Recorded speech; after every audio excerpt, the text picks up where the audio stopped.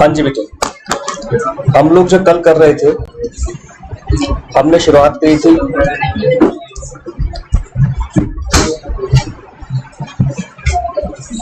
वो एलिमेंट्स जो free consent को हर्ट करते हैं, इफेक्ट करते हैं, विटिएट करते हैं। यही था नहीं? अभी इसी कल का थोड़ा सा हल्का सा रिकैप लेकर आगे बढ़ते हैं, जिसमें हमने सबसे पहला पढ़ा था क्वेश्चन हमने करा था, है ना? सेक्शन 14 से हमने स्टार्ट किया, क्वेश्चन 15 में आ गया था, अनड्यू इन्फ्लुएंस 16 में आ गया था। क्वेश्चन में गन पॉइंट था और वॉइडेबल था। जब अनड्यू इन्फ्लुएंस की बात हुई तो अनड्यू इन्फ्लुएंस था कि अनड्यू इन्फ्लुएंस कौन यूज कर सकता है? जो एक ऐसी पोजीशन पर हो जो अदर पार्टी को डोमिनेट कर सके, उसके विल को डोमिनेट कर सके। हाँ, हायर अथॉरिटीज, मदर फादर भी होते हैं उसमें, क्लोज रिलेटिव्स भी हो सकते हैं, है ना? और हमने बताया था कि कई तरह की रिलेशनशिप बनती है, जिसमें हमने ये भी कहा था कि एक रिलेशनशिप भी होनी जरूरी है, एडवोकेट और उसके क्लाइंट की, डॉक्टर और उसके पेशेंट की, ये भी एक बनती है। तो उसने हमें कहा था कि a person deemed to be in position to dominate will of other, ये बहुत जरूरी है कि वो पर्सन कौन जो किसी दूसरे की विल को डोमिनेट कर सकता है। पहला क्या था देखो, एक सेकेंड से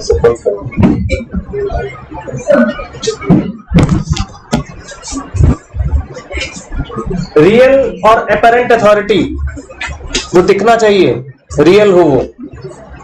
सेकंड, फिड्यूशियरी रिलेशनशिप, ये फिड्यूशियरी वर्ड जो यूज किया है, दो चीजें हो गई मिक्स, एक रिलेशनशिप और ऊपर से फिड्यूशियरी। क्या था उसमें फिड्यूशियरी में? कि आपके पास एक ऐसी पोजीशन हो जिसमें आप एक तरीके की जिम्मेदारी पोजीशन रखते हैं। फिड्यूशियरी मतलब आता है जिम्मेदारी,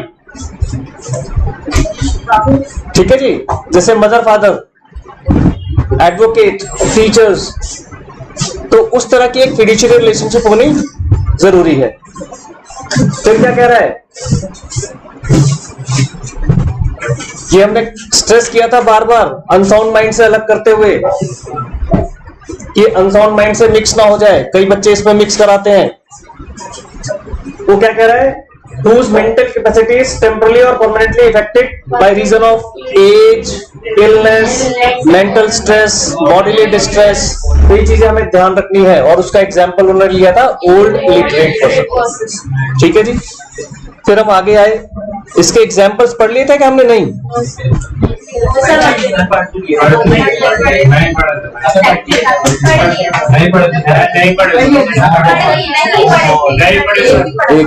कुछ नहीं होता, और 2 मिनट लग जाएंगे। पहला क्या था? A man enfeebled by disease or age is induced by B's influence over him as his medical attendant। ये हमने पढ़ा था, मेडिकल अटेंडेंट से मुझे भी याद आए। तो मेडिकल अटेंडेंट ने मिसयूज किया, मैंने एग्जाम्पल भी दिया था। कहा अभी बात हो रही थी 2000 रुपया दिन की, उसने उसे 20,000 रुपया कर दिया था। तो जब पेशेंट ठीक हुआ, वो कोर्ट पहुंच गया और उसने कहा जी इन्होंने मिसयूज किया उस वक्त जिस अथॉरिटी पर ये थे, क्योंकि मैं तो पेशेंट था और इन्होंने उस पावर को मिसयूज किया। मैंने बताया भी था कि ऐसे बहुत सारे पेशेंट्स होते हैं जिनके आगे पीछे कोई नहीं होता, पूछने वाला कोई नहीं होता। अब जब क्वेश्चन कोई पूछने वाला नहीं है तो क्या करें ऐसी सिचुएशन में? एग्जाम्पल नेक्स्ट क्या था? A being in debt to be the money lender of his village contracts a fresh loan on terms which appear to be unconstitutional. It lies on B to prove that the contract was not induced by undue influence। ये पुरानी picture वाले सूद वो क्या बोलते थे, सूद पर जो पैसे दिया करते थे ब्याज पर, यहाँ अंगूठा लगा दे भाई और कुछ भी लिख दिया, और ब्याज की रेट, इंटरेस्ट की रेट इतनी हाई रख ली जो एकदम गलत। ठीक है जी। आगे किसके ऊपर जिम्मेदारी, हमने ये भी पढ़ा था कि अनड्यू इन्फ्लुएंस मैंने यूज नहीं किया, जिम्मेदारी उसी की जिसने वो यूज किया है। ये क्या था, ये हमने शायद नहीं पढ़ा था। A applies to banker for a loan, चीज क्वेश्चंस वर्ड का मतलब बताना, अनकंसेशनेबल मतलब जो एक तरीके से फेयर नहीं है, अनकंसेशनेबल विच इज अनफेयर। ठीक है जी, जो अनफेयर मीन्स की बात हम करते हैं उसमें, दैट इज कॉल्ड अनकंसेशनेबल। ठीक है, लिख लो वहां पर। कुछ एक वर्ड रहते हैं जो दिक्कत देते हैं हमें कई बार।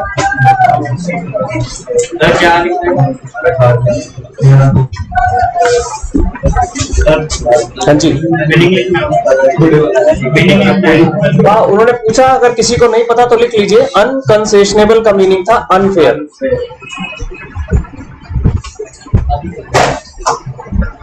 सर टेस्ट में ये वर्ड से लिखने की जरूरत है?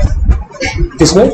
टेस्ट में ये मतलब ऐसी same to same as it is नहीं, ये word as it is use हो रहा है। आगे आएगा, आगे आ रहा है ये पॉइंट, पीछे आगे आ रहा है कहीं ना कहीं, ये आएगा पॉइंट। ये इंपॉर्टेंट पॉइंट है, इंपॉर्टेंट वर्ड है, मतलब ये लिखना ही पड़ेगा। लॉ के बहुत सारे वर्ड्स हैं जो आपको हमें, अब जैसे मैंने आपको बताया क्विड प्रो को, कंसेंसस एड आइटम यूज करना पड़ेगा, वर्ड इनिशियो यूज करने पड़ेंगे। आप तो एक ऐसे प्लेटफॉर्म पर हो जहां पर आपसे ज्यादा क्वेश्चन नहीं पूछेंगे वंस यू बिकम सीए। हम जिस प्लेटफॉर्म पर होते हैं, कभी कभी ऐसी सिचुएशन आई है, जजेस पूछ लेते हैं, वकील साहब यू नो द डेफिनेशन। हाँ, ऐसा मत सोचो आप, है बेटे हर जगह मैनिपुलेशन बहुत है ना, कुछ लोग बिना पढ़े आ जाते हैं। मैं वही सोच रहा था।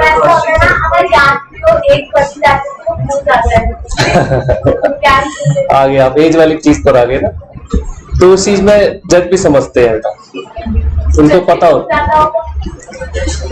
एक्चुअली तो वो एज जजेस की नहीं होती, जजेस की तो मिनिमम मैक्सिमम एज 50-65 है ना, लेकिन वकील कभी भी खड़ा हो सकता है।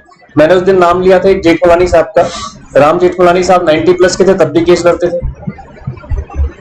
तो उस चीज पर मत जाइए, इसीलिए सरकारी एजेंसीज के अंदर एक एज फैक्टर को फिक्स कर लिया जाता है। इसमें पढ़ लीजिए, जल्दी से आगे बढ़े।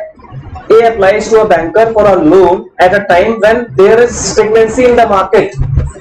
The banker declines to make the loan except at an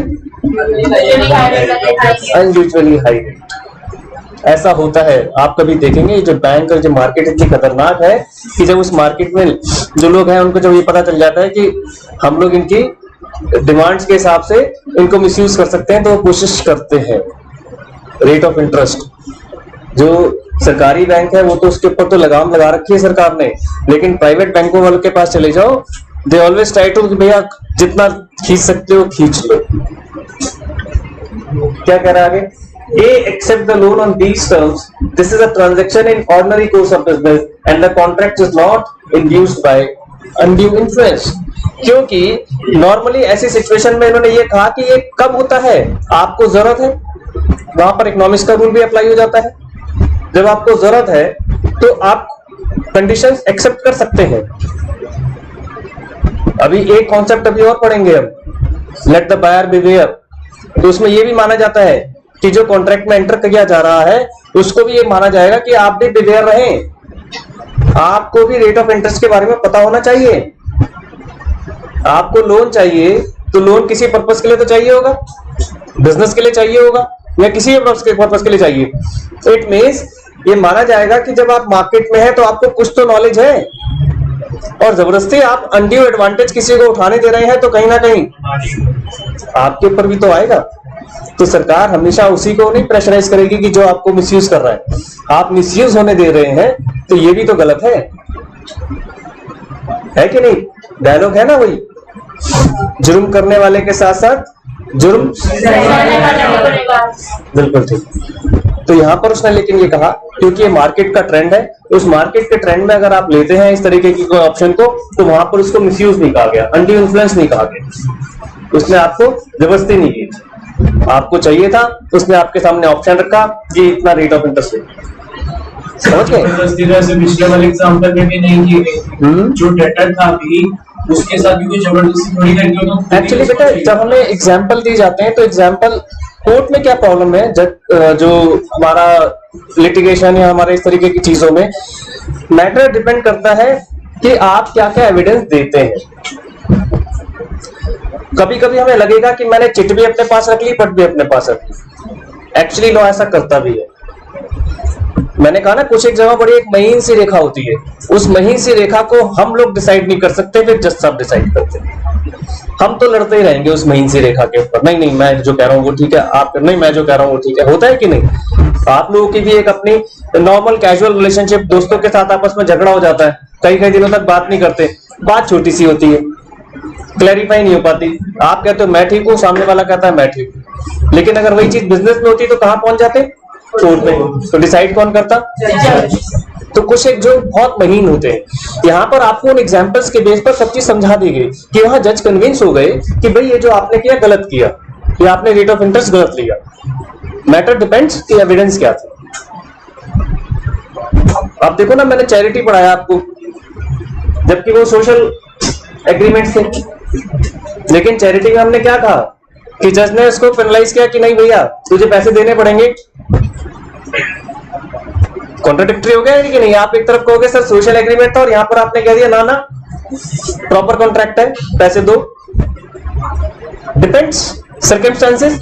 वहां सर्कमस्टेंसेस जज कन्विंस हो गए कि इनकी वजह से मेरी बिल्डिंग बनते बनते रुक गई, सारा पैसा तबाह हो रहा है। जज ने कहा हाँ ये बात सॉरी, अब कहीं लिखा तो नहीं हमारे लॉ में, तो लॉ कैसे डबल आंसर दे रहा है कि एक तरफ आप कह रहे हो सोशल एग्रीमेंट, दूसरी तरफ आप कह रहे हो नहीं ये प्रॉपर एग्रीमेंट है। दिस इज लिटिल बिट तो बेटे चलती रहेंगी और इन्हीं महीन सी रेखाओं की वजह से ही कोर्ट में केसेस जाते हैं, फिर पेंडेंसी होती है। Getting my point? हाँ जी, नेक्स्ट। अब वो कह रहा है इन सबको उसने फिर वो एसेंशियल इंग्रेडिएंट्स में डाला। हालांकि 3 तो ऊपर वो डिस्कस हो गए हैं, तो बस आप ये लिख लीजिए एसेंशियल इंग्रेडिएंट्स, एक एक लाइन में लिखते जाएंगे। Essential ingredients to undue influence.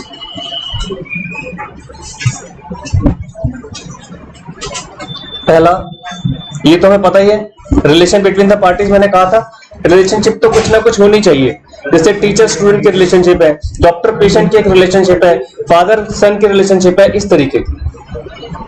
ठीक है जी। दूसरा क्या था? Position to dominate the will. Position to dominate the will.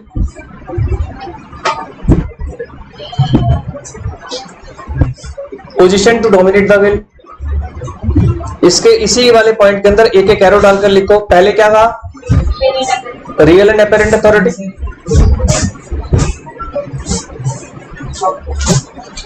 है सीट पीछे?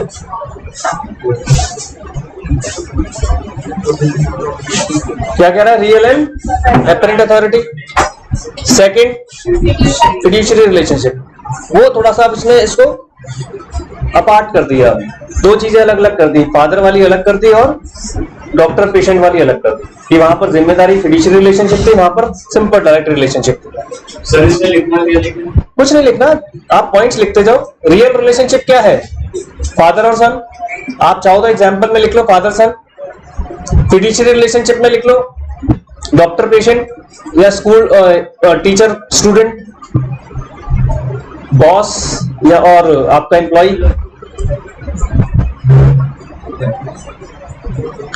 मेंटल डिस्ट्रेस, नेक्स्ट पॉइंट आ गया C point. Mental distress,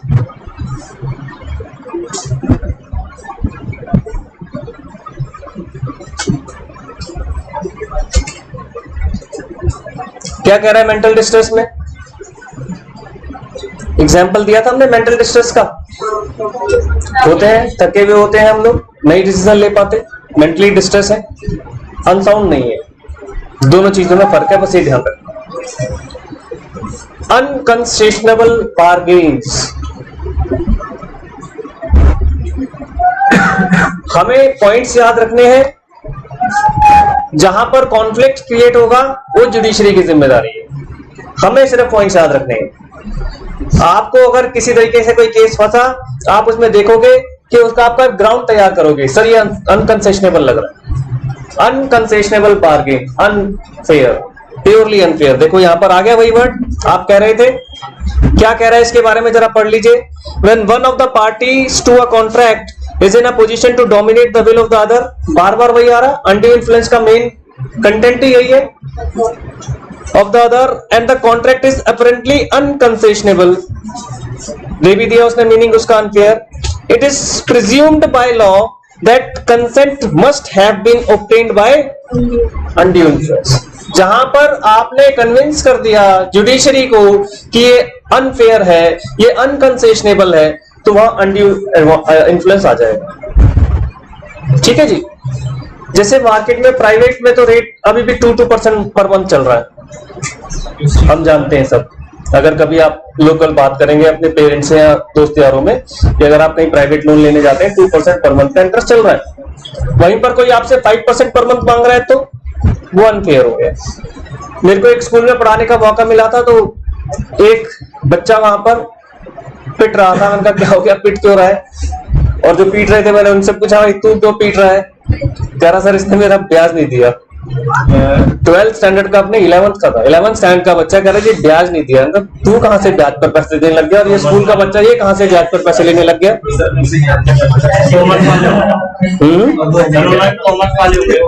commerce वाले थे। तो कहता है उस लड़के ने, छोटे से लड़के ने बिजनेस स्टार्ट कर रखा था पिछले 4-5 साल से कि 100 रुपए उधार चाहिए तो 2 दिन बाद 120 रुपए लूंगा, एक दिन की ब्याज 10 रुपया, 100 रुपए में 10 रुपया, 10% रोज का, 10% रोज का। अब आप सोचो, 10 रुपए पैसा डबल पैसा। हाँ तो मैंने उसे समझाया, मैंने कहा बेटा ऐसा मत कर, हो तो खैर दोनों ही माइनर, लेकिन ये अगर कंप्लेन कर देगा तो तेरे ज्यादा चित्तर पिटेंगे, तो इसलिए शांति रख। तो बेचारा खैर वो उसका अपना बिजनेस था, मैं ज्यादा इंटरफेयर नहीं कर सकता, लेकिन मैं आपको एग्जांपल दे रहा हूँ अनफेयर मीन 10% रोज का, महीना नहीं रोज का ब्याज तो बहुत ही ज्यादा हाई हो गया। मगर इतना तो कोई भी नहीं लेता होगा। खैर अगले का है बिजनेस था। अब क्या कह रहा है इसमें, देखो एक एग्जांपल भी दे रहा है हमें, हालांकि ये तो बड़ा कंसेशनेबल है, अनकंसेशनेबल नहीं लगा मुझे, लेकिन देखते हैं क्या कह रहा है। A youth of 18 years of age spent thrift and drunkard। भाई साहब अच्छे वाले शौक मान कर बैठे हुए हैं, ठीक है जी।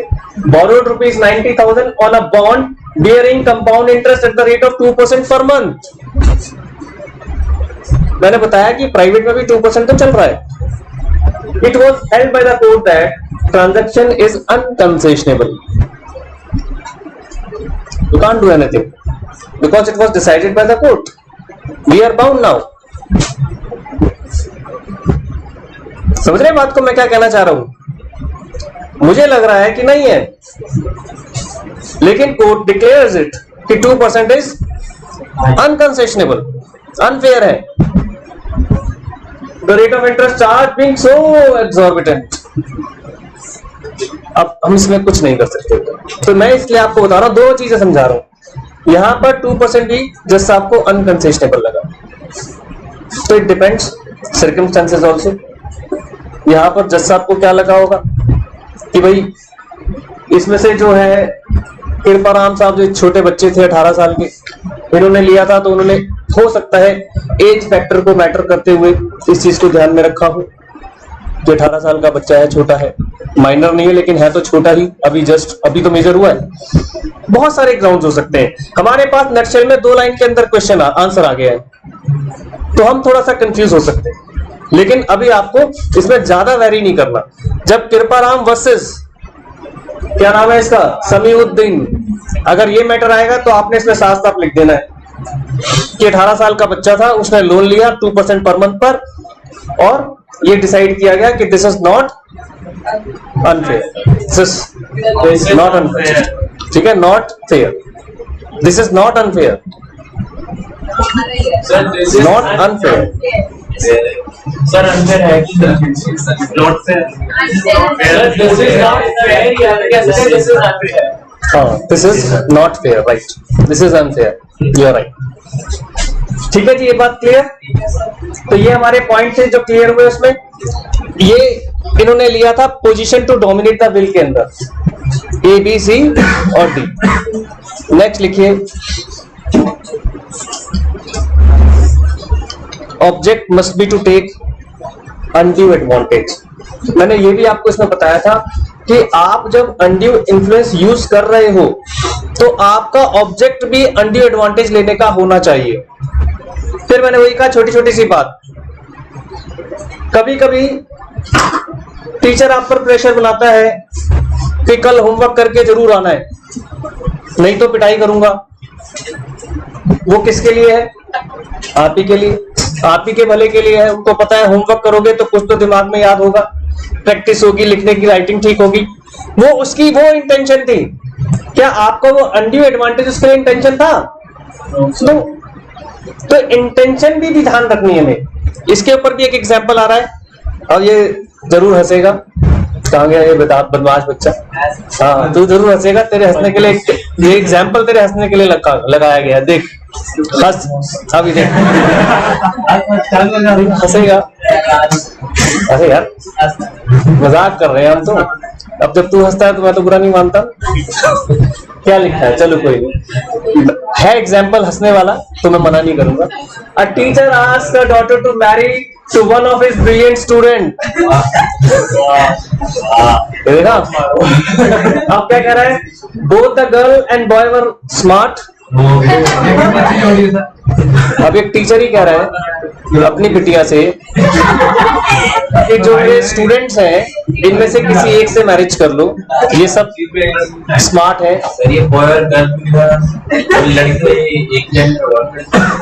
पुराने जमाने के हैं, तुमने ज्यादा मत जा। पुराने जमाने में मैंने आपको क्या बताया था? अकाउंट्स पढ़ते हो ना, अब तो अकाउंट्स की बुक बड़ी रिफाइंड हो गई। पुराने जमाने में जब हम अकाउंट्स की बुक पढ़ते थे तो ऐसे लगता था कि ये हिंदी लिखी है उसको इंग्लिश में कन्वर्ट कर दिया है ना।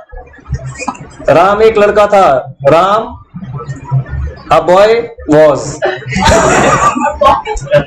सर फिर तो आपके अकाउंट्स इंग्लिश में हिंदी में कर देते होगे। अब बेटे देखो, उस वक्त मजबूरियां थी। आप उन वक्त की बात कर रहे हैं कि जब लोग इंग्लिश को ज्यादा इंपॉर्टेंस नहीं देते थे, अकाउंट्स को ज्यादा इंपॉर्टेंस देते थे कि अकाउंट्स बच्चे को समझाना है, तो वहां पर इंग्लिश सेकेंडरी थी। तो इसलिए उस वक्त जिस टीचर को जो समझ में आया उसने बोल दिया। आज भी आप तो यूट्यूब पर इतने बैठे रहते होंगे, कई लोगों के वीडियोस देखते होंगे। मैं किसी में यहाँ पे क्षेत्रवाद की बात नहीं कर रहा, लेकिन अगर आप थोड़े से बैकवर्ड एरियाज में चले जाएं, या जैसे बिहार में चले जाएं, बिहार के खान साहब हैं, वो कितनी अच्छी वीडियोस बनाते हैं, लेकिन अगर आप उनकी इंग्लिश सुन लेंगे तो हंसेंगे, है ना। But he is a very famous one. Knowledge ultimate. But the main thing is कि मैसेज उन बच्चों तक भी पहुंचाना है जो इंग्लिश नहीं समझ पाते हैं। तो उसमें इमैटेरियल है कि मेरी ग्रामेटिकल एरर हो रही है या नहीं हो रही। मेरा मैटर है to convey what I want to say. ठीक अपने आप कर लो, ग्रामेटिकल एरर अपने आप ठीक कर लो। मैं टीचर हूं, मैंने पढ़ा दिया, वो ये मानकर चलते तो कोई बुराई नहीं है। जो अपनी नॉलेज है वो स्प्रेड करना बहुत जरूरी है। बहुत सारे लोग आप में से ही जब 2-4 साल बाद और ग्रो हो जाएंगे तो आपकी नॉलेज हो सकता है इतनी ज्यादा इंप्रेसिव हो कि आप अपने ऊपर ही डाउट करेंगे कि इतना कैसे हम इंटेलिजेंट हो गए। और उस वक्त क्या लगता है कि आपकी इंटेलिजेंस जो है, आपकी जो नॉलेज है, लोगों तक पहुंचे। मैं थोड़ा सा पॉलिटिकल बैकग्राउंड का रहा हूं तो मेरे दिमाग में इतना सारा स्टोर है पॉलिटिक्स को लेकर कि मैं अगर डिस्कस करना शुरू तो करूं तो आप कहोगे ये क्या हो गया। मतलब मैं हर किसी के बारे में इतना सारे राज जानता हूं कि पूछिए मत। बड़े बड़े नेताओं के बारे में कह रहा हूं, छोटे नहीं। लेकिन वो है क्योंकि मैं बैठा ऐसे लोगों के बीच जो अपने आप में, कुछ लोग ऐसे थे जो वास्तव में फ्रीडम फाइटर्स थे। मतलब मेरे से 60-60 साल बड़े उम्र में, मैं छोटा होता था उनके साथ बैठता रहा और वो स्टोरी सुनाते रहते थे। किसी ने नेहरू जी के साथ काम किया हुआ था, किसी ने गांधी जी के साथ काम किया हुआ था। मैं उन लोगों के साथ बैठा, दैट वाज माय, मतलब मेरे लिए अपने आप में ऑनरेबल बात है भाई। उन लोगों से तो नहीं मिल सकते, लेकिन उनके साथ जो लोग थे उनसे मिल लिए, वही अपने आप में बड़े, मुझे इतना गर्व फील होता था। अरे वाह, and spend lots of time with them. ऐसा भी नहीं कि 1-8 घंटे की बात कर रहा हूं। तो ये होता है, नॉलेज का एक कंटेंट इतना ज्यादा होता है इस दिमाग में जो आप सिर्फ 4% भी यूज नहीं कर पाते तब। ये तब है जब 4% भी यूज नहीं कर पाते। कुछ ऐसे ही है ना साइंस की डिस्क्रिप्शन। तो इसने क्या कहा कि टीचर ने जब रिक्वेस्ट की अपनी बिटिया से कि भाई आपको कोई स्मार्ट स्टूडेंट मिलता है तो उससे शादी कर लीजिए, तो क्या उनका उसके साथ कुछ अनड्यू एडवांटेज उठाने का फायदा है? तो कुछ चल रहा है उनके दिमाग में? कुछ नहीं। वो तो दो बच्चों के करियर के बारे में सोच रहे हैं कि दो इंटेलिजेंट लोग अगर एक हो जाते हैं तो कितना बढ़िया रहेगा। तो यहाँ पर कहा गया here the teacher had a relation with an which can have influence on both of them, जबकि रिलेशनशिप उसकी ऐसी थी कि बिटिया को भी इन्फ्लुएंस कर सकता है रियल रिलेशनशिप की वजह से, स्टूडेंट को फिड्यूशियरी रिलेशनशिप की वजह से। अब डिफरेंस दोनों में समझ गए? रियल एंड अपेरेंट रिलेशनशिप बिटिया के साथ है, फिड्यूशियरी रिलेशनशिप ऑपोजिट जो टीचर स्टूडेंट है उसके साथ है। But as no undue advantage of such influence was taken, such contract of marriage is said to be made by the कितना अच्छा एग्जाम्पल है, एकदम सटीक। दो तरह के रिलेशनशिप को बिल्कुल एकदम फिट एंड फाइन उसने फिक्स कर दिया आपके लिए। याद रहेगी ये बात? ठीक है बेटा। फिर लास्ट लिख लीजिए बर्डन ऑफ प्रूफ। ये मैं बार बार कह रहा हूं, बर्डन ऑफ प्रूफ किसका है? जो अनड्यू एडवांटेज उठा रहा है कि वो प्रूव करे कि भाई मैंने कोई अनड्यू एडवांटेज नहीं उठाया। क्योंकि जो कंप्लेनेंट है वो तो बोल चुका है कि जी मेरे तो डॉक्टर साहब है, या जो अटेंडेंट है ये तो जी मेरा मेडिकल अटेंडेंट था, इसने मेरे साथ मिसयूज किया है। लगाया अच्छा।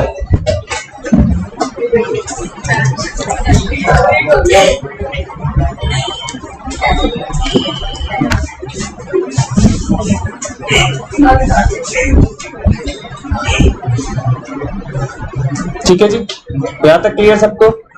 Essential elements 4। पहला क्या? दूसरा डोमिनेट, तीसरा ऑब्जेक्टिव, और चौथा चारों एक्सप्लेन कर सकते हो किसी को? Burden of proof. आपके फादर ने आपके ऊपर अनड्यू एडवांटेज या अनड्यू इन्फ्लुएंस बनाया और आप कोर्ट चले गए, तो आपके ऊपर ये जिम्मेदारी नहीं है कि आपके फादर ने एडवांटेज ये अनड्यू इन्फ्लुएंस बनाया। उनकी जिम्मेदारी ये बताना कि मैंने अनड्यू इन्फ्लुएंस नहीं बनाया। सेफ तो उनको होना है ना, क्योंकि कोर्ट तो आप चले गए। ये सर रिलेशन बिटवीन पार्टीज का नहीं समझ में आ रहा है। Relation between parties normally undue advantage माना गया है, वही तो उठा सकते हैं जब आपस में रिलेशनशिप हो। बाहर कैसे उठा लूंगा किसी का अनड्यू एडवांटेज? उठा सकते हैं क्या? फिर वो क्वेश्चन में चला गया, मैटर चेंज हो जाएगा। मैं स्कूटर चला रहा था, मेरे आगे एक लड़का बाइक चला रहा था, ज्यादा बड़ा नहीं था, उसने रॉन्ग साइड से ओवरटेक किया। अगर मैं ब्रेक नहीं मारता तो शायद हम हिट हो जाते। अब ऐसे में बोलता ना क्या कर रहा है, ऐसे बोला उसे तो क्या कहता है वो छोटा सा बच्चा? अबे चुप रहे निकल गया आगे। क्या तो क्या मैं उस पर अनड्यू एडवांटेज उठा सकता हूँ? अब यही कोई आप में से होता तो थोड़ी देर के लिए तो डरा ही सकता था, भाई क्या कर रहा है ये चीज। तो मैं ये बताने की कोशिश कर रहा हूँ, आप अनजान बंदे के ऊपर अनड्यू इन्फ्लुएंस नहीं बना सकते, आप क्वेश्चन लगा सकते हैं। वो चाहे बंदूक हो या ना हो, मसल्स पावर वाले बंदे भी कर लेते हैं, खड़े होकर ऐसा साइड में नहीं होते। बाउंसर्स का काम क्या है? बंदूक लेके थोड़ी खड़े होते हैं, वो अपनी सिर्फ मसल से डरा रहे होते हैं आपको। हो सकता है उसमें सारे डरपोक को, लेकिन मसल देखकर हम भी कहते रहे यार साइड हो जा, कहीं ज्यादा अगर ऐसे भी दबा देगा तो भी हमारी तो गर्दन टूट जाएगी। तो दैट इज वो वहां पर आपका क्या कहलाएगा? क्वेश्चन। समझ गए? नो डाउट क्वेश्चंस पुट किया करो, आपके दिमाग में जो चल रहा है उसे बोला करो, रास्ते निकल कर आते हैं बाहर। अब आपने कितना अच्छा पॉइंट बोला है कल, तो वहां पे एग्जाम में आ जाता है पॉइंट, पता चला आप लिखाते। तो आपको कंपैरिजन करना भी आसान है कि एनडीयू के अंदर क्या हो रहा है और क्वेश्चन में स्ट्रेंजर आते हैं, भी आ सकते हैं, भी लगा दो। वो तो मैं वो कोई भी कर सकता है, उसमें आया नहीं था मैं जहर खा रहा हूँ, अपने बीवी बच्चों के ऊपर उसने लगाया ना, मैं जहर खा रहा हूँ, जबकि तो रिलेशनशिप थी, रियल रिलेशनशिप थी, पर क्वेश्चन था। किसी भी चीज को बाउंड मत करो, आप एनालिसिस करो बेटा। मैं भी आप ही सबसे सीखता हूँ। कुछ चीजें जरूरी थोड़ी है कि टीचर भी स्टूडेंट से ही सीखता है, और टीचर बनता ही स्टूडेंट्स के वजह से है। स्टूडेंट ना बने तो टीचर कहां से बन जाएगा कोई? तो इसलिए क्वेश्चन तो पुट करवाए, ऑलवेज वेलकम द क्वेश्चन। क्या होगा अगर बाई चांस आंसर नहीं दे पाया तो दिमाग तो चलाऊंगा कि क्या हो रहा है, ऐसा क्या क्वेश्चन बच्चों ने पूछ लिया। मैं अकेला दिमाग हूं, आप तो 25-30 बैठे हो, तो आपका दिमाग तो सबका मिलकर मेरे से ज्यादा हो गया कि नहीं हो गया? अगर मैं अपना 4% यूज कर रहा हूं और आप सब 4% यूज कर रहे हो, तो 120% दिमाग बैठा है मेरे सामने। बस ये कि अभी छोटे हो इसलिए थोड़ी सी नॉलेज गेन कर रहे हो, तो 120 का 10% भी निकाल लो तब भी जा रहे हो मेरे से। हाँ जी सर, आपने जहर खाने वाला जो एग्जांपल दिया वो अनड्यू इन्फ्लुएंस में माना जाएगा? क्वेश्चन धमकी दी थी उसने वहां पर इसमें तो रिलेशन बिटवीन पार्टीज और अनड्यू इन्फ्लुएंस भी तो हो सकता है। मतलब नो डाउट, लेकिन फर्स्ट सिनेरियो में तो धमकी है ना। अनड्यू एडवांटेज में आप क्वेश्चन नहीं कर रहे, अनड्यू एडवांटेज में आप डोमिनेट कर रहे हो। करो, अब ऐसे करो, जहर पी रहा हूं, नहीं तो धमकी हो गई। समझ रहे हो? फादर को जहर पीने की जरूरत क्या है अपने बेटे से काम कराने के लिए? जिसके पास अनड्यू एडवांटेज बहुत तगड़ा है, उठाने के लिए ना बेटा। पंजाबी कल्चर में तो बच जाएंगे। अगर कोई जाट गुजर बैठा हो उससे पूछ कि क्या होता है, एक बार ना बोलने का अंदाजा, रिजल्ट। बुरा मत मानना कोई बैठा हो तो, लेकिन मेरे बहुत सारे दोस्त हैं वो बताते थे, कह रहा भाई बात नहीं होती, लात पड़ती है। इस एज में भी भाई ये भी ध्यान रखना, एज मैटर नहीं करती वहां। हमारा क्लाइंट है, जाट है, 2 बच्चों का बाप है, बच्चे की शादी हो चुकी है, तो कितना बड़ा हो गया एज में। उसके बापूजी आज भी जिंदा है, किसी स्कूल के हेडमास्टर थे वो कह रहे जी पिताजी के सामने आज भी नहीं बैठते हम। और दबदबा इतना है कि कालका जी में सिर्फ नाम लेने से काम चल जाता है। नाम नहीं बताऊंगा, नाम लेने से काम चल जाता है। और वो आज भी कह रहा हम पिताजी अगर बैठे हैं तो हम साइड से निकल जाते हैं, बैठो भाई यहीं बैठे रहो, हम नहीं बैठेंगे आपके सामने। तो ये है, ये हमेशा दूसरी सेंस में चलता है। आगे बेटा, अभी आप प्रोफेशनल बन जाओगे तो आप भी नाम नहीं बताओगे, आप केस डिस्कस कर सकते हो विदाउट नेम। ये तो अब केस पब्लिश हो गए हैं इसलिए डिस्कस हो रहे हैं। जब पब्लिश हो गए तो वो तो पब्लिक के बीच में आ गए, नहीं तो वकील जो है कभी डिस्कस नहीं करता, वकील केस डिस्कस नहीं करता था। ये जो रेप केस हुआ था, क्या नाम था उसका, निर्भया कांड। निर्भया कांड जो सिंह साहब लड़ रहे थे, हमारे कलीग ही तो है, और हम कभी बैठते थे तो हर पॉइंट डिस्कस नहीं करते थे। डिस्कस वो करना है जिसमें उनको जरूरत है। हमने ज्यादा पूछा-ताछी कर ली तो अच्छा बाद में मिलते हैं। डिस्क्लोज नहीं कर सकते किसी के भी सामने।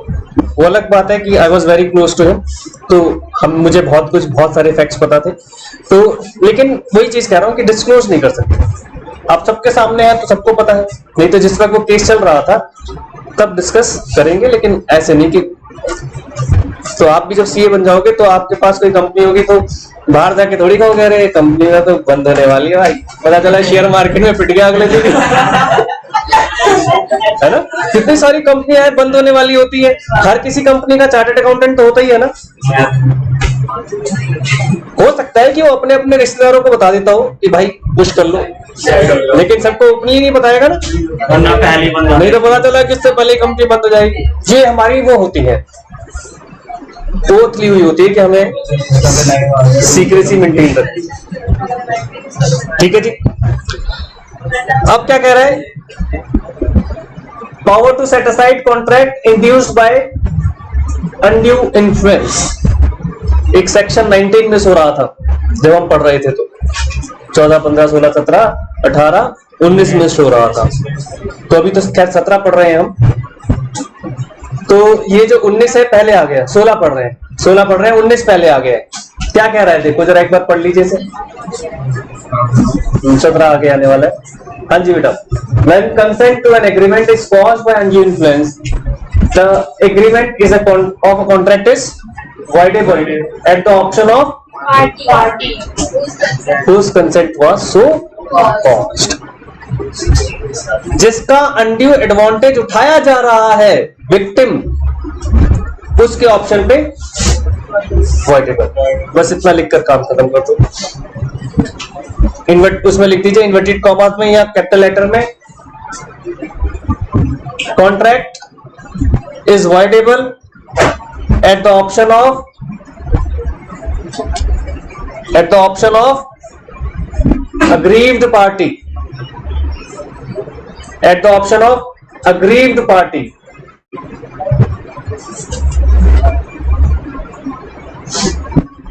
ठीक है। और इसके बाद बहुत इंपॉर्टेंट पॉइंट एक ही लाइन में लिख दिया, जबकि उसको बोल्ड करना चाहिए था। क्या लिख रहा है देख लो, पढ़ लो। Any such contract may be set aside either absolutely or if the party who is entitled to avoid it has received any benefit thereunder upon such terms and conditions so as to be court may seem just। मैंने फिर आपको वही बात बोली, देखो उसने भी बोल दी लास्ट में हमारी सीए की बुक में भी कि फिर कोर्ट पर भी डिपेंड करता है। तो हर जगह आपको रिजिड नहीं होना कि ऐसा लिखा है तो यही होना चाहिए। मैटर कोर्ट में जाएगा तो कोर्ट में भी जज के ऊपर छोड़ दिया गया कि भैया थोड़ा सा देख लो। ठीक है, एग्जाम्पल 22 एक बार देख लीजिए। 1 लाख का लोन लिया गया था, 2 लाख पर साइन करा लिए।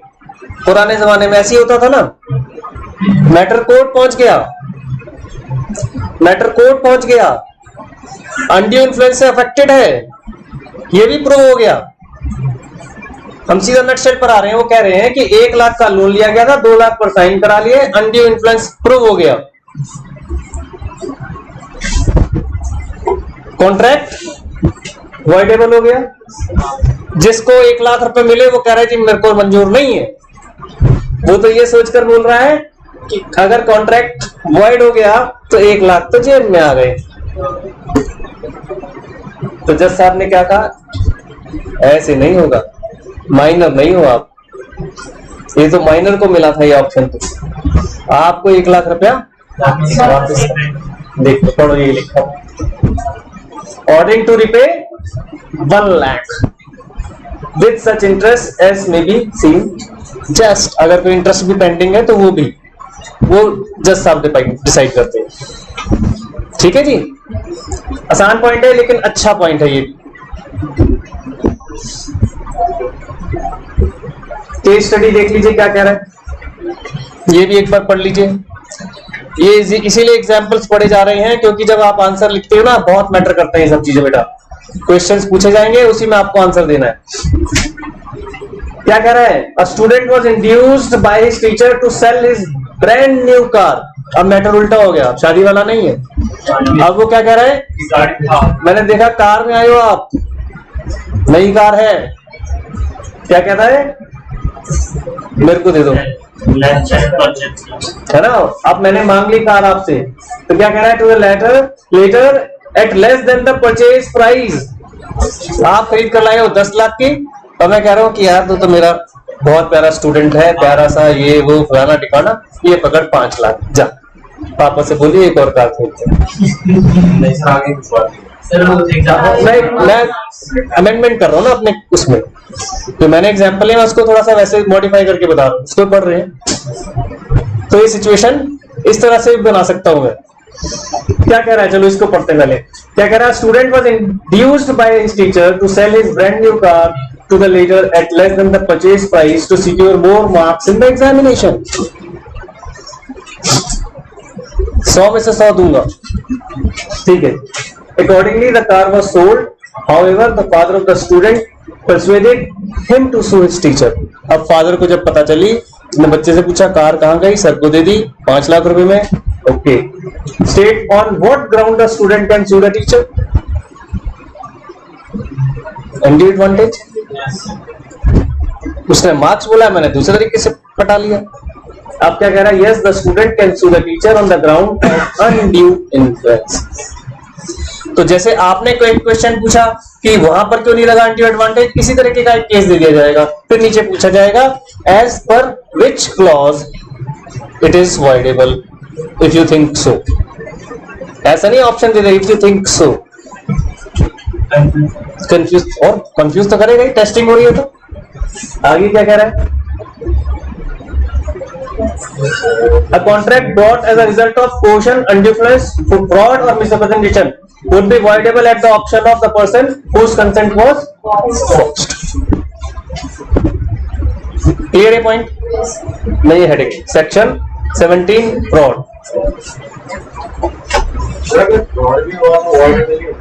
अच्छा बेटा, हाँ बिल्कुल, फ्रॉड भी हुआ तो वाइडेबल है सर। फ्रॉड तो वाइड ही होता पहले से आएगा। वो आप जो कह रहे हो फॉरबिडन बाय लॉ है।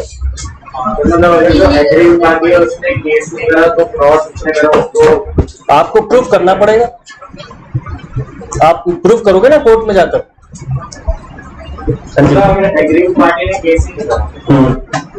चलो शांति से बैठे रहे, आ जाओ जी। ठीक है, क्लियर सबको? Any doubt? लिखो जी, सेक्शन 17 फ्रॉड।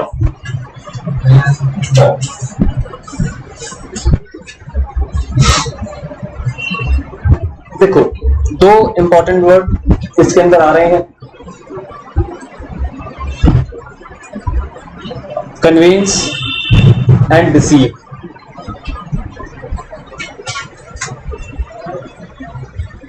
वो कह रहा है चाहे आप करो, चाहे आप अपने एजेंट के थ्रू करो, चाहे आप करो, चाहे अपने एजेंट के थ्रू करो, चाहे सामने वाले पर करो, चाहे उसके एजेंट पर करो, लेकिन आपकी नियत उसको धोखा देने की है, डिसीव। अगर आपकी नियत उसको धोखा देने की है तो it will be counted as fraud. तो कैसे कह रहा है?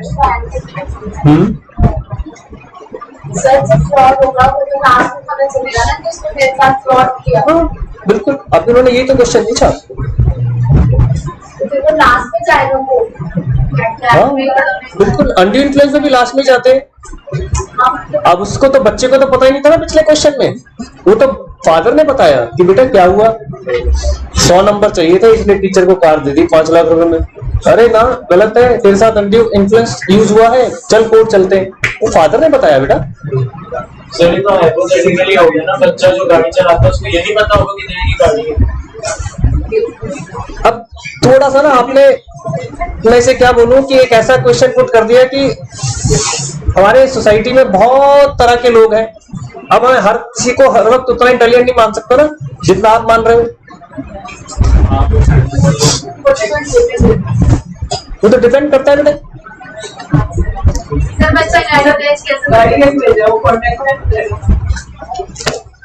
हमने माइनर नहीं कहा, माइनर कहाँ का है? बच्चे तो आप पहले ही बच्चे जो यहाँ सारे 18 साल के हो गए होंगे, मैं उनको ये थोड़ी कह रहा हूँ कि अब ये बड़े हो गए, बड़े हो गए, अब इनको बच्चा नहीं कहूंगा। मेरे सारे बच्चे हो नहीं, यहाँ पर माइनर नहीं कहा है, स्टूडेंट कहा है। कॉलेज का स्टूडेंट तो नॉर्मली मानकर चला जाता है 18 क्रॉस कर जाता है। ये तो अब आप लोगों को रिलैक्सेशन मिल गया है, पुराने जमाने में तो लॉ था आप 18 साल के हैं कि नहीं, अगर हैं तो सीए ज्वाइन करो, नहीं तो नहीं कर सकते। पहले ये भी था 18 इयर्स का ही आप होंगे तभी आप ज्वाइन कर सकते हो, नहीं तो नहीं। Any professional course, CA, CS, CWA. अब चेंज हो गया। अब तो उनको जब बाद में पता चला कि बच्चे जो है 17 साल के 12th कर रहे हैं तो क्या करें, उनको 1 साल थोड़ी वेस्ट कर सकते हैं। फिर सबने कहा कि हाँ ये बात जेन्युइन पॉइंट। पहले तो सीए होती ग्रेजुएशन के बाद थी। और सुनो, आप अपने पेरेंट्स से पूछना, अगर उनमें से जो सीए हो ग्रेजुएशन के बाद ही सीए होती थी, 12th के बाद सीए थी ही नहीं। तो ऑब्वियसली 18 के हो गए। जो ग्रेजुएट आएगा वो तो 20-21 का होगा ना। ये था एक्चुअली कॉन्सेप्ट। तो बेटा क्या कह रहा है? Fraud means and includes any of the following acts. Any of the following acts. क्या? Committed by a party to a contract. Obviously दो पार्टी है, एक पार्टी एक एक्ट कर रही है, यानी उस कॉन्ट्रैक्ट में से वन ऑफ द पार्टी कोई एक्ट कर रही है, और वो एक्ट क्या है? और विद हिज कन्वेंस और बाय हिज एजेंट, यानी आप जो षड्यंत्र रच रहे हो, जो मिली भगत कर रहे हो, या तो खुद कर रहे हो या आपका एजेंट कर रहा है। With an intent to deceive another party. ठीक है, तो डिसीव अगर किसी को कंफ्यूजन हो तो वहां लिख लेना, धोखा देने की इंटेंशन है। कन्वेंस का मतलब है यहां पर बेसिकली मिली भगत करना या एक षड्यंत्र रचने की कोशिश करना। They too or his agent, इधर भी एजेंट और ऑनर दोनों है, इधर भी ऑनर और एजेंट दोनों है। और to induce him to enter into the contract, धोखा देने की इंटेंशन तो है और साथ में हम चाहते हैं कि आप इस कॉन्ट्रैक्ट के अंदर आए। धोखा देने की प्रवृत्ति वही हो गई। क्या कह रहा है? पहला एग्जाम्पल बता रहा है उसके, ये लिख रहे हैं सारे, इंपॉर्टेंट नहीं है, मतलब ये आपकी डेफिनेशन का पार्ट है। The suggestion as a fact, the suggestion as a fact of that which is not true. Sir पहले डेफिनेशन लिखे सीधा पॉइंट, अभी पहले समझ लो फिर तोड़कर लिखेंगे, ज्यादा बड़ा नहीं लिखना। एक सजेशन एज अ फैक्ट, कोई सजेशन दी और आपको बताया क्या this is the fact, although वो क्या है? Not true. और जो षड्यंत्र रच रहा है या जो आपके साथ धोखा देने की नियत रख रहा है वो जानता है कि ये ट्रू नहीं है। ये बहुत इंपॉर्टेंट बात है। पहली बात कि एक फैक्ट आपको बताया जा रहा है जो कि ट्रू नहीं है, और उसके साथ क्या अटैच हो रहा है, और जो ये बता रहा है उसको पता है कि ट्रू नहीं है। कई बार बच्चे पूछते हैं ऐसा कैसे पॉसिबल है? कई बार होता है कि मुझे पता ही नहीं कि ये झूठ है लेकिन मैं बताया जा रहा हूं। कई बार पॉसिबिलिटी होती है कि किसी से सुनकर आए, अब सुनकर आए तो मैं बता रहा हूं कि नहीं आई, बिल्कुल ठीक है, सच बोल रहा हूं, मैं सच बोल रहा हूं, सच चाहिए, लेकिन वो झूठ है। दूसरा, the active concealment of a fact by one having knowledge और बिलीफ ऑफ द फैक्ट। जो एक्टिव, जो बहुत इंपॉर्टेंट फैक्ट है उसको छुपाया जा रहा है। कंसीलमेंट, छुपाना, जानबूझकर छुपाना। Third, a promise made without any intention of performing it. अब मेरे दिमाग में तो पता है मुझे तो भाई करना ही नहीं प्रॉमिस, मैंने कंप्लीट करना ही नहीं, और मैं आपको करे जा रहा हूं, हाँ बताओ क्या चाहिए सर, मुझे ये चाहिए, हाँ मिल जाएगा, जबकि मुझे पता है कि मैंने ये नहीं करना। फिर क्या कह रहा है? Any act fitted to deceive, वो जज के ऊपर पहुंच गया, जज के लिए छोड़ दिया कि अब आप ही डिसाइड करो कि धोखा है कि नहीं। पांचवा, any such act or omission as the law specifically declares to be fraudulent, ये भी जज साहब के पास पहुंच गया। लॉ डिफाइन अगर कर रहा है कि फ्रॉड है तो फ्रॉड है। ठीक है जी। तो ये जो 5 फैक्ट्स हैं ये एक समीशन बनकर बता रहे हैं कि ये क्या है आपके लिए? फ्रॉड। तो लिखे फ्रॉड के बारे में। इसमें मैं छोटा लिख रहा हूं, एजेंट वाले पार्ट को भी साइड कर रहे हैं जिससे कि इजीली लर्न हो जाए। when one party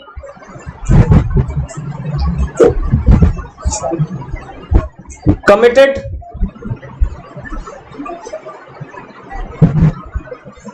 any such act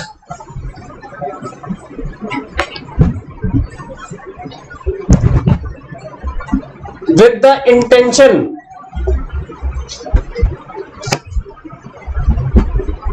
to deceive another party, उसकी इंटेंशन क्या है? deceive another party, assume to be fraud। उसे फ्रॉड एज्यूम किया जाएगा। ठीक है,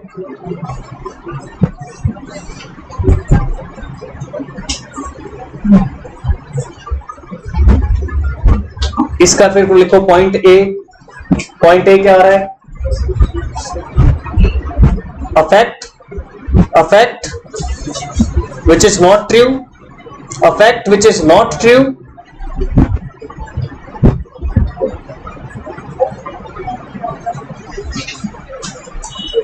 सेकेंड एक्टिव कंसीलमेंट, बिल्कुल छोटे छोटे पॉइंट लिख रहे हैं। Second is active concealment,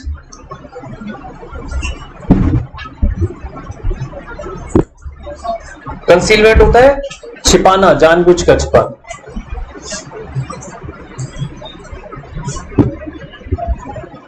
promise, third हो गया promise, where intention of not performing it, where intention is not performing it. Promise किया हमने और इंटेंशन क्या है? Not performing it.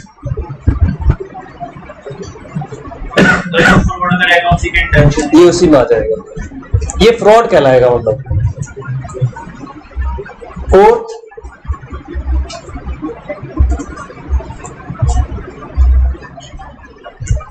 Act which may be named as deceive, may भी लिख दिया, मे में डिसाइड हो गया कि कोर्ट ही डिसाइड करेगा उसे। May be fitted as deceive,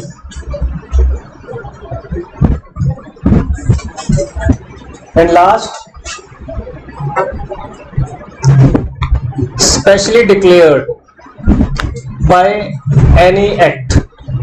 यहां पर एक्ट जो होगा ए वाला, कैपिटल वाला act, specially declared by any act. बहुत सारे एक्ट है ना, हर एक्ट की अपनी अपनी डेफिनेशन आगे चलेगी। कंपनी एक्ट पढ़ेंगे, वहां पर कुछ बता रखा है कि ये फ्रॉड होता है तो फ्रॉड ही।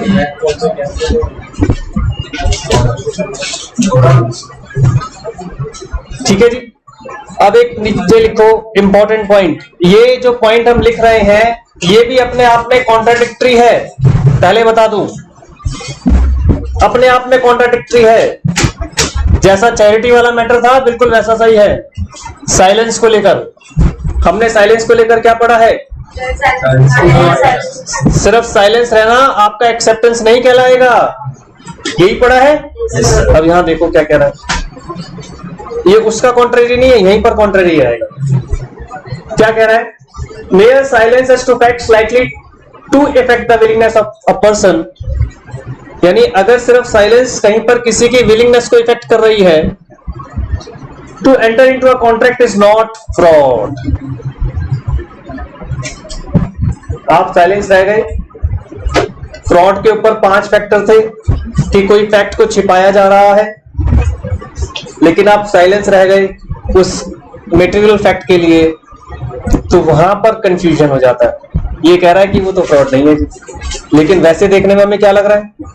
फ्रॉड। तो ये ध्यान रखना है, एक बारीक सी लाइन, जहां पर भी कॉन्ट्राडिक्टरी आ रहा है मैं वहां पर आपको अलर्ट करता जा रहा हूं, वहां बड़ा ध्यान रखना है।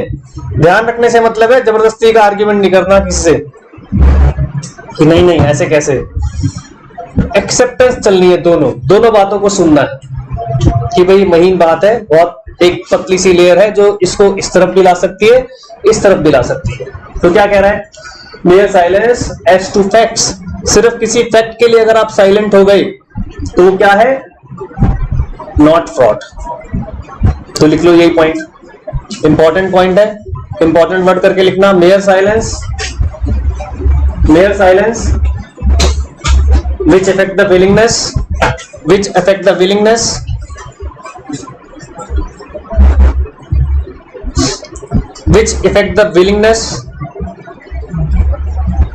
is not fraud। मैं बिल्कुल शॉर्ट में लिख रहा हूं। विलिंगनेस में आपको बताओ जी किसकी विलिंगनेस, ठीक है जी? आएगा बेटे, अभी तो मैं कहता हूँ, मैंने पहले बताया कॉन्ट्राडिक्टरी है, इसके तो कई एग्जांपल है। नीचे पढ़ेंगे आप दंग रह जाएंगे कि अरे ऐसा तो नहीं हो सकता सर। आप ही खुद कह दोगे कि सर ये क्या पढ़ रहे हैं हम, कैसे पढ़ रहे हैं, ऐसा क्यों हो रहा है? लेकिन है तो है, ये कुछ कॉन्ट्ररीज हैं और जो जजेस ने डिसाइड किए हैं हम उन्हीं के बेस पर आगे चल रहे हैं। मैटर्स डिसाइडेड हुए तब जाकर आगे बढ़े। क्या कह रहे हैं?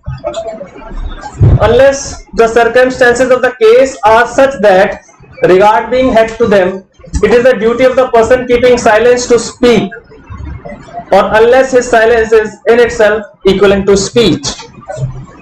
ये एग्जाम्पल से समझाता हूं आपको, फिर आएंगे दोबारा इस लाइन को पढ़ने। क्या कह रहा है पहला एग्जाम्पल देखो।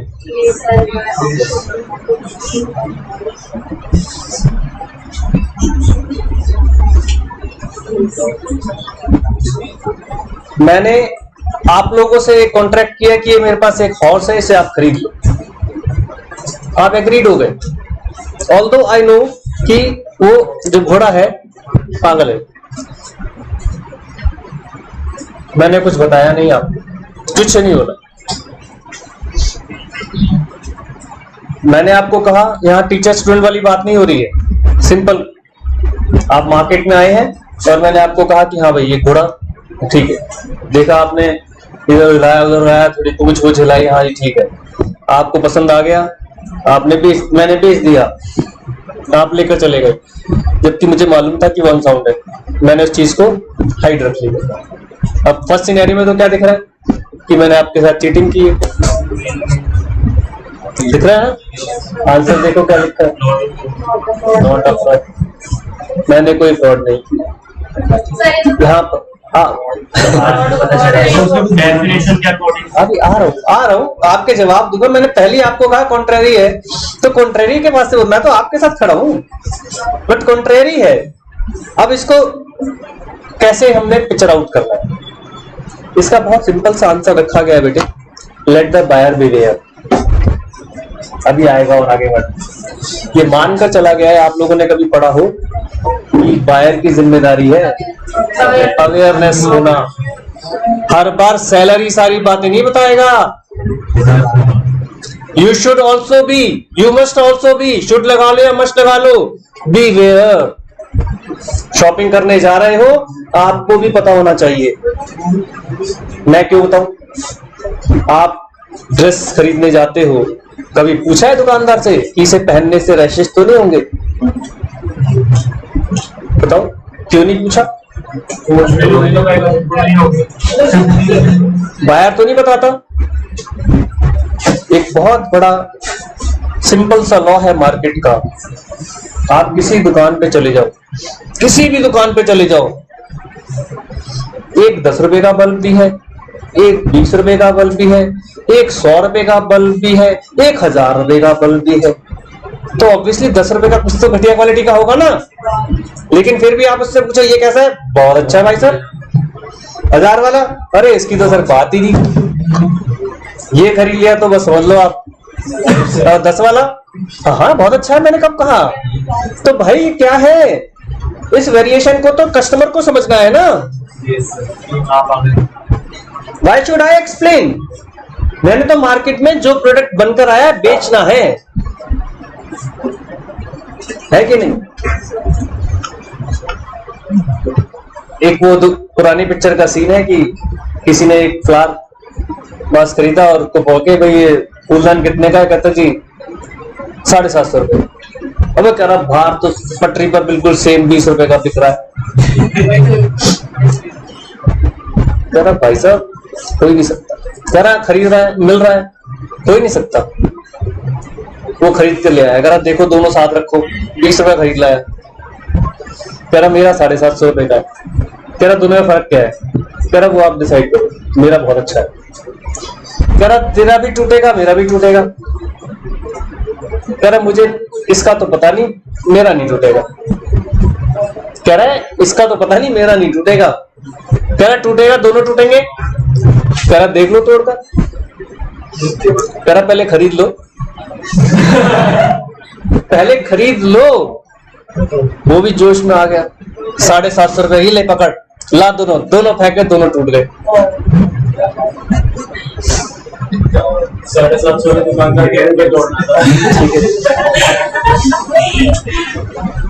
अब उसको अफसोस किसका हो रहा है?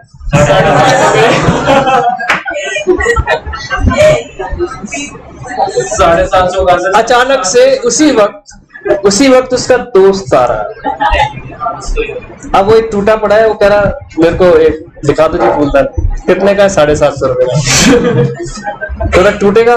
कह रहा नहीं। कह रहे टूटा तो पड़ा है? कह रहा नहीं, ये तो ये लाए थे बाहर से, वो टूटा हुआ है। तो कह रहा नहीं नहीं दोनों टूटे हैं। कह रहा नहीं, दुकानदार है, आपने बुराई नहीं करेगा। उसने कहा अच्छा नहीं टूटेगा? कहता ये 750 रुपए दे दिए। कह रहा तोड़ कर देखूं? कह रहा देख लो। अब वो ऐसे रखा, कह रहा नहीं नहीं अच्छा ये नहीं टूटेगा। कह रहा 750 रुपए आपने जब खर्च कर दिए तो आप वो तो जो उसमें फेंक गया, वो तो होश में था ना। कह रहा नहीं ये नहीं टूटेगा, बहुत बढ़िया, ये टूटेगा ही। उसको लेकर घर आ गया। तो बात आ रही है लेट द बायर प्रिपेयर। तो यहाँ पर वो वाला कॉन्सेप्ट लग रहा है। फर्स्ट सिनेरियो में दिखता है, मैं खुद आपके साथ एग्रीड हूँ, मैं एज अ स्टूडेंट भी सोच रहा हूँ और मैं एज अ टीचर भी सोच रहा हूँ, मैं एज अ लॉयर भी सोच रहा हूँ। तो एज अ स्टूडेंट हमें लगता है, लेकिन अब आपको ये लगाना नहीं।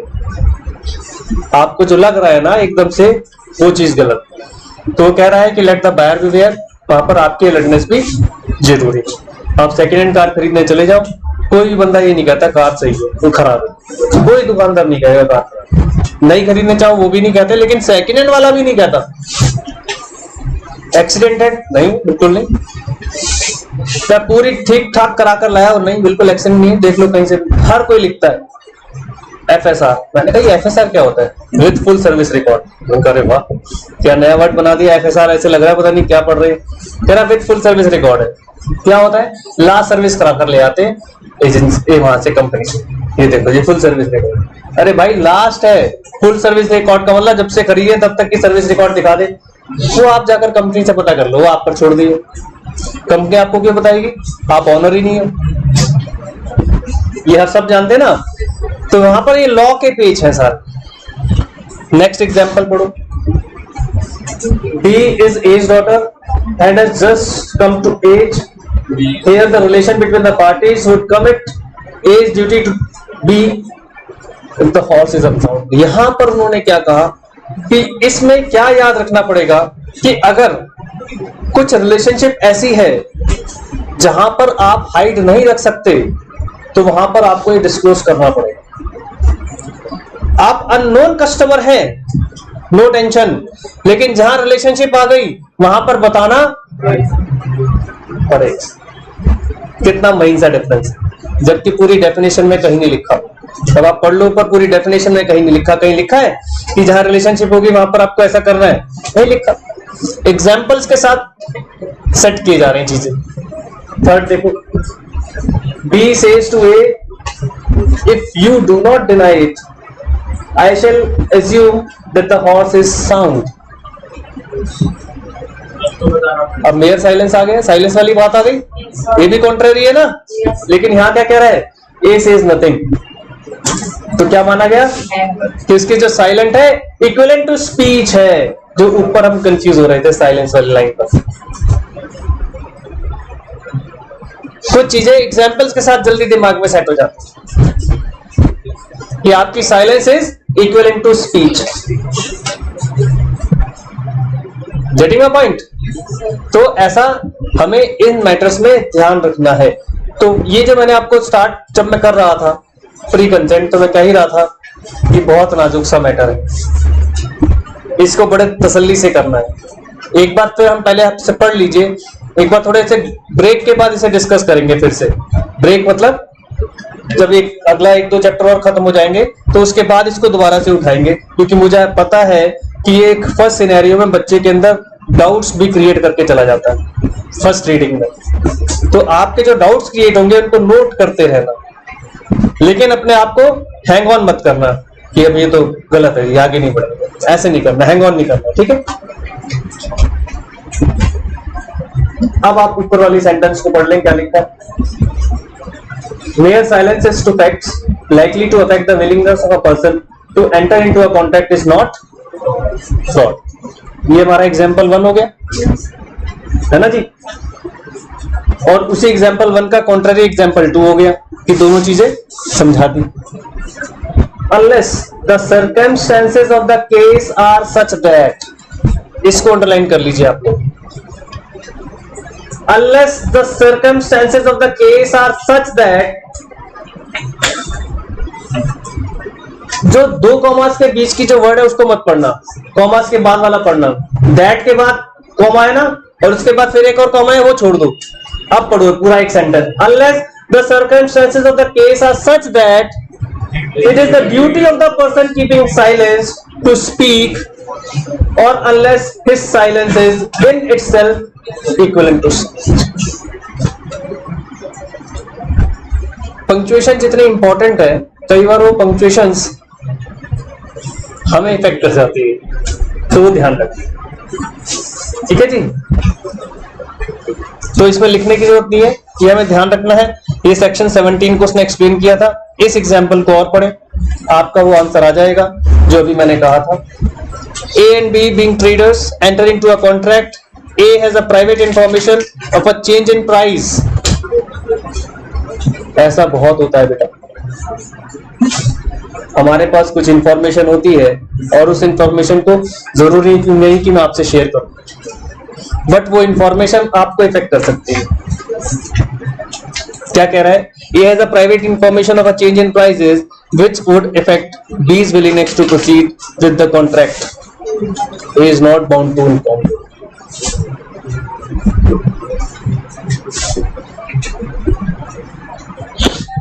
होता है ना ऐसा, बहुत जगह ऐसे हो जाते हैं। इसका एग्जाम्पल दे देता हूं।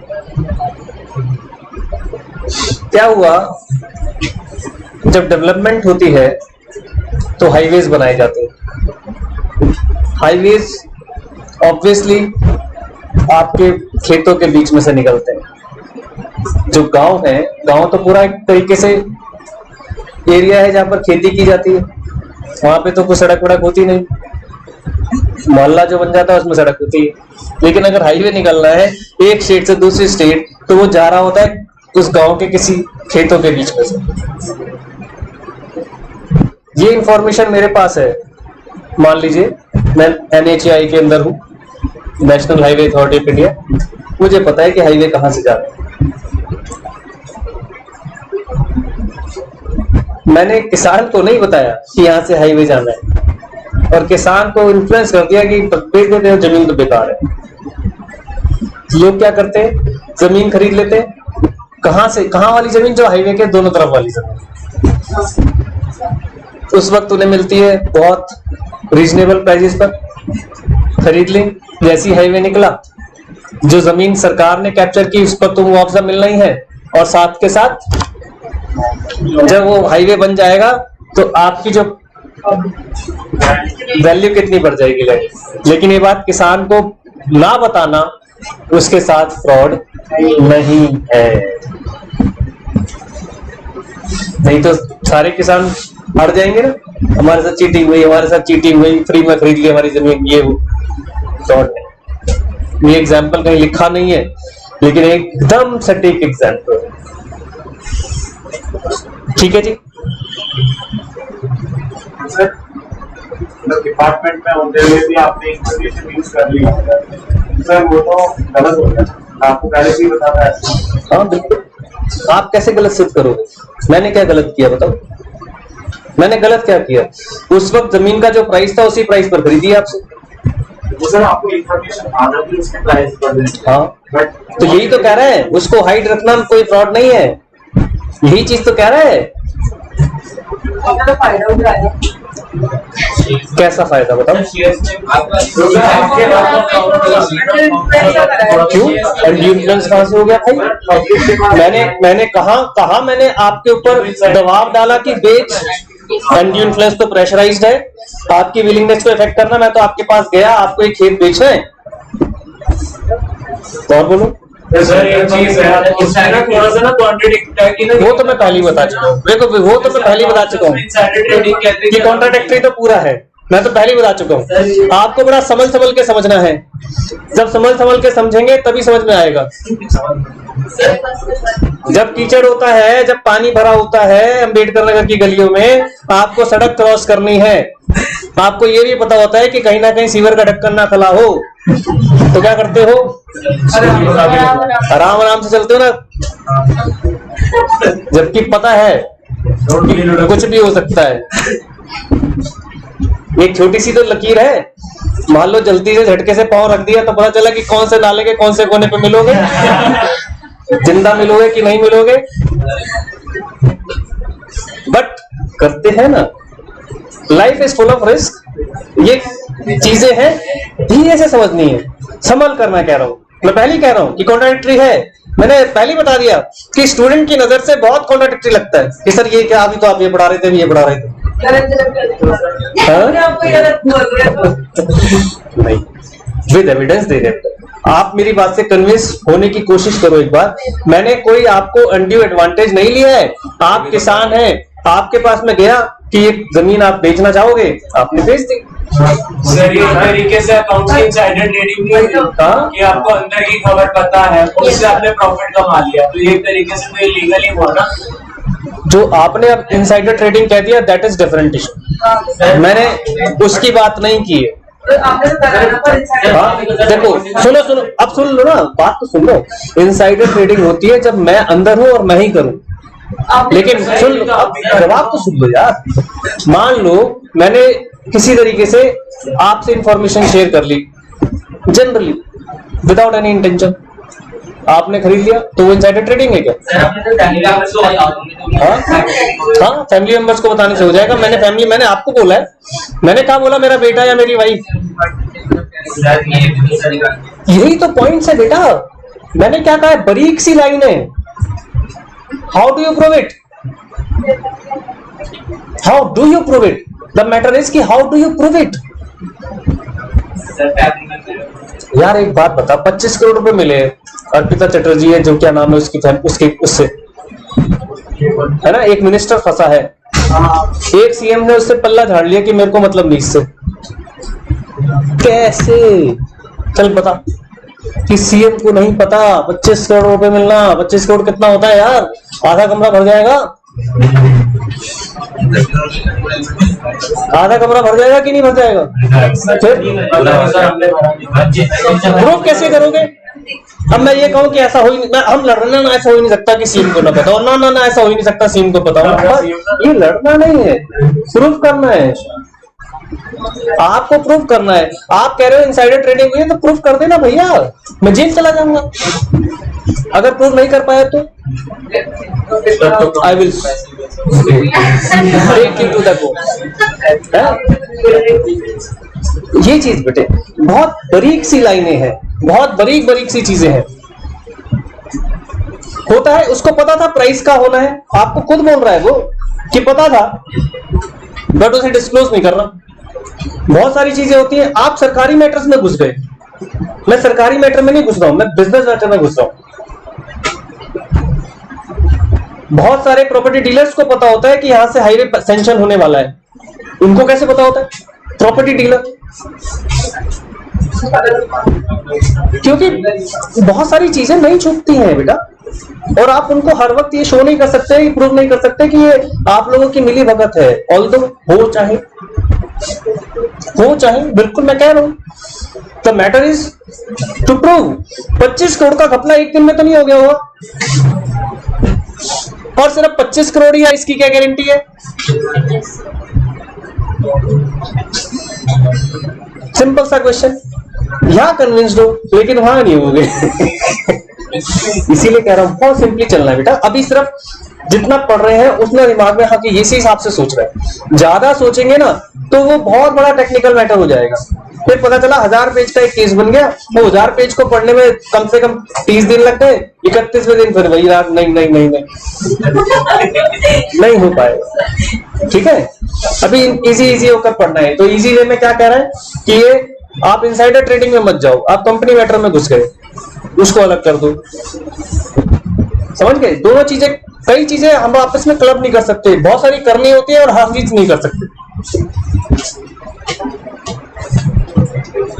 ठीक है जी, और बोलो कोई क्वेश्चन? इसका एनालिसिस अगली क्लास में करेंगे। यहां तक समझ आ गया? तो जो इनसाइडर ट्रेडिंग है उसको बिल्कुल अवॉइड कर दो। ये सिंपल सी बात कह रहा था कि मुझे पता था प्राइस, जैसे कई बार होता है। अब शेयर मार्केट का कह रहे हो, चलो अब मैं आपको वैसे एग्जांपल देता हूं। झुंझुनवाला वाला साहब को तो पता ही होता है ना। मैंने क्या कहा था कुछ दिन पहले, वही सामने आया ना, कुछ दिन डिस्कस कर रहे थे तो वही सामने आया था ना कि वो एक उंगली उठाएगा। तो बेटा पता बहुत लोगों को बहुत कुछ होता है, बात मैटर प्रूफ की है। प्रूव हो गया तो हो गया, नहीं तो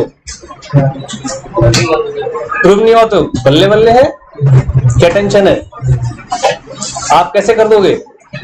जो पकड़ा गया वही तो चोर है, लेकिन पकड़े के साथ जब प्रूव्ड हो जाए तो वो चोर है, सिर्फ पकड़े के जाने से चोर नहीं होता। ठीक है जी, बाकी कल अगली क्लास में, हाँ कल ही तो है, कल करेंगे।